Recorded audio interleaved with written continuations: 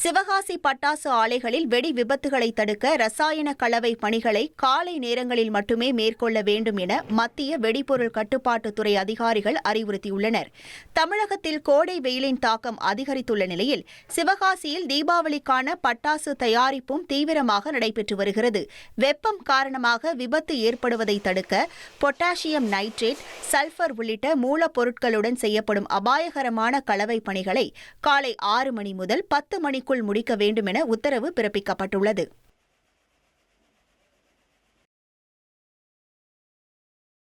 கோடை விடுமுறையை முன்னிட்டு பழனி தண்டாயுதபாணி சுவாமி கோவிலில் பக்தர்கள் கூட்டம் அலைமோதியது. இதனால் சுமார் 3 மணி நேரம் நீண்ட வரிசையில் காத்திருந்து பக்தர்கள் சுவாமி தரிசனம் செய்தனர். ரோப்கார் மற்றும் மின் இழுவை ரயில் நிலையங்களில் கூட்டம் நிரம்பி வழிந்தது. நெரிசலை குறைக்க குடமுழுக்கு நினைவரங்கம் வழியாக மலைக்கு செல்லவும், படிப்பாதை வழியாக கீழே இறங்கவும் கோவில் நிர்வாகம் சிறப்பு ஏற்பாடுகளை செய்துள்ளது. மேலும் பாதுகாப்பு பணியில் ஏராளமான காவல்துறையினரும் ஈடுபடுத்தப்பட்டுள்ளனர்.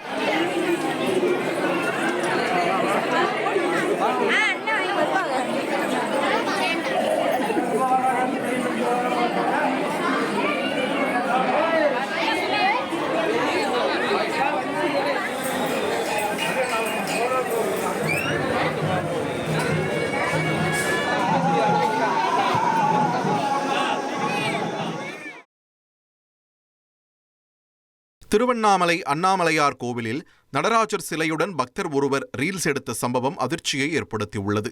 அண்ணாமலையார் கோவிலுக்கு தினமும் ஆயிரக்கணக்கான பக்தர்கள் வருகை தரும் நிலையில் கோவில் வளாகத்திற்குள் ரீல்ஸ் எடுத்து சமூக வலைதளங்களில் பதிவிடுவது அண்மை காலமாக அதிகரித்து வருகிறது.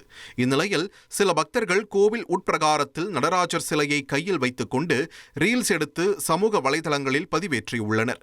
இத்தகைய விதிமீறல்கள் தொடர்ந்து நடைபெறுவது பக்தர்களிடையே அதிருப்தியை ஏற்படுத்தியுள்ளது.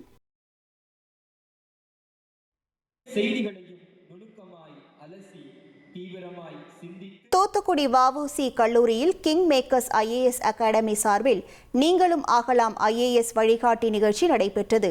கிங் மேக்கர்ஸ் ஐஏஎஸ் அகாடமி இயக்குநர் சத்யஸ்ரீ பூமிநாதன் தலைமையில் நடைபெற்ற நிகழ்ச்சியில் முன்னாள் ஐபிஎஸ் அதிகாரி ரவி உள்ளிட்ட வல்லுநர்கள் கலந்து கொண்டு யுபிஎஸ்சி மற்றும் டிஎன்பிஎஸ்சி தேர்வுகளை எதிர்கொள்ளும் முறைகள் குறித்து மாணவர்களுக்கு ஆலோசனைகளை வழங்கினர்.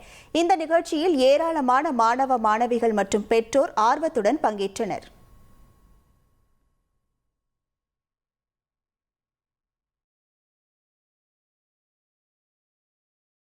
மீன்பிடி தடைக்காலம் அமலுக்கு வந்ததை தொடர்ந்து கடலூரில் மீன்கள் வரத்து குறைந்துள்ளதால் அதன் விலை கணிசமாக உயர்ந்துள்ளது.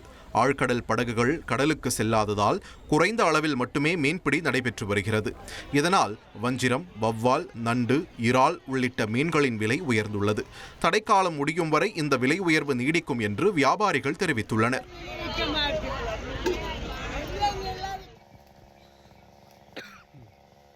மாங்காய் விலை சரிவால் கிருஷ்ணகிரி விவசாயிகள் கடும் வருவாய் இழப்பை சந்தித்து வருகின்றனர். கிருஷ்ணகிரியில் மாங்காய் உற்பத்தி அதிகரித்தும் உரிய விலை கிடைக்காததால் நஷ்டம் ஏற்பட்டுள்ளதாக விவசாயிகள் வேதனை தெரிவிக்கின்றனர்.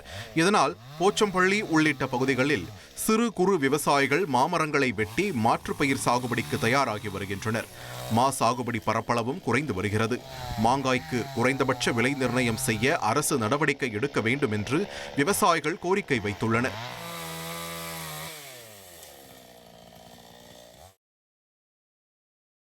வெயிலின் தாக்கம் காரணமாக எலுமிச்சை பழத்தின் தேவை அதிகரித்து சங்கரன் கோவிலில் அதன் விலை உயர்ந்துள்ளது.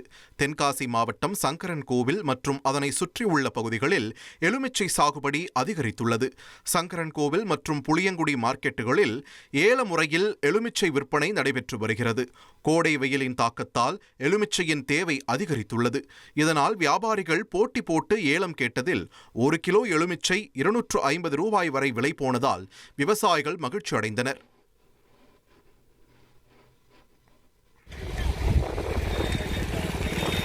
நாகை மாவட்டம் வேதாரண்யத்தில் கோடை வெயிலின் தாக்கத்தால் உப்பு உற்பத்தி அதிகரித்துள்ளது. அகஸ்தியம்பள்ளி மற்றும் கோடியக்காடு பகுதிகளில் 9000 ஏக்கரில் உப்பு உற்பத்தி பணியில் தொழிலாளர்கள் தீவிரமாக ஈடுபட்டுள்ளனர். கோடை மழை குறுக்கிடவில்லை என்றால் இந்த ஆண்டு 6 லட்சம் மெட்ரிக் டன் உற்பத்தியை எட்ட முடியும் என்று உப்பு உற்பத்தியாளர்கள் நம்பிக்கை தெரிவித்துள்ளனர். தற்போது 1 டன் உப்பு 1500 ரூபாய் வரை விற்பனையாகி வரும் நிலையில் உற்பத்தி அதிகரித்துள்ளதால் தொழிலாளர்கள் மற்றும் உரிமையாளர்கள் மகிழ்ச்சி அடைந்துள்ளனர்.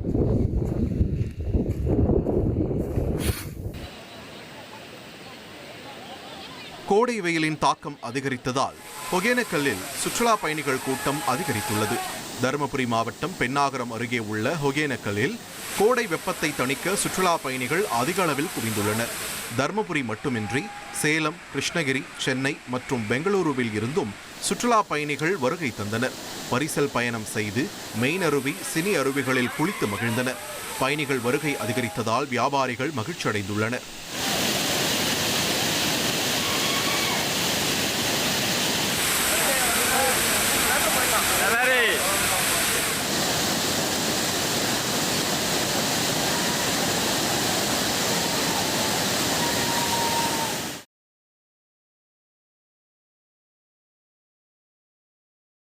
சுருளி அருவியில் நீர்வரத்து குறைந்ததால் பயணிகள் ஏமாற்றமடைந்துள்ளனர். தேனி மாவட்டம் கம்பம் அருகே மேற்கு தொடர்ச்சி மலை அடிவாரத்தில் உள்ள சுருளி அருவியில் கடந்த ஒரு மாதமாக நீர்வரத்து குறைந்துள்ளது. போதிய மழை இல்லாததால் அரிசிப்பாறை, ஈத்தக்காடு, தூவனம் அணை மற்றும் வெண்ணியாறு பகுதிகள் வறண்ட நிலையில் உள்ளன. இதனால் சுற்றுலா பயணிகளும் தர்ப்பணம் செய்ய வரும் பொதுமக்களும் குளிக்க முடியாமல் ஏமாற்றத்துடன் திரும்பிச் செல்கின்றனர்.